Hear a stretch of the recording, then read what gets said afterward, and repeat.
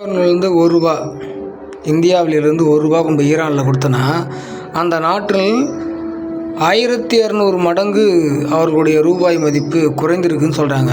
இதில் உங்களுக்கு என்ன புரியுது?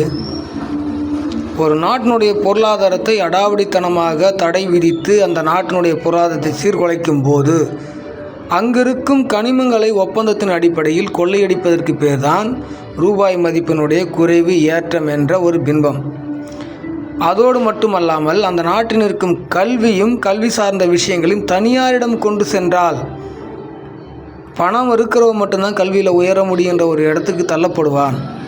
அப்போ பணம் கார்ப்பரேட் கைகளுக்கே செல்லும். எப்படின்றீங்களா? அதிநவீன மிஷின்லாம் வெளிநாட்டிலேருந்து இறக்குமதி செய்கிறோம். அப்போ அது சார்ந்த படிப்பும் அது சார்ந்த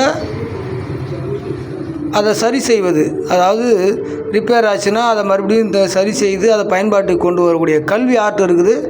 அப்போ அந்த தயாரிக்கக்கூடிய நிறுவனத்தினுடைய கல்வித்திட்டம் தான் இங்கே திணிக்கப்படும். இப்போ புரியுதுங்களா? நாம் எப்போதும் வேலைக்காரனாகவும் எப்போதும் இன்னொருடைய நாட்டின் சார்ந்தவர்களாகவும் இருப்பதற்கு பேர் தான் ஏகாதிபத்திய சர்வாதிகாரத்தினுடைய அமெரிக்காவினுடைய பிடியில் நாம் இருக்கிறோமா இல்லையான்னு புரிஞ்சுங்க. மருத்துவ ரீதியாக நீட் என்ற தேர்வை அமெரிக்கா நடத்துது. பல விஷயங்களை சொல்லலாம், சில விஷயத்த சொல்லிட்டேன். இந்தியாவில் இவிஎம் மிஷின் அதை தான் பண்ணின்னு இருக்குது. ஈரானில் அமெரிக்காவுக்கு நன்மைக்காகலாம் போர் நடக்கலை,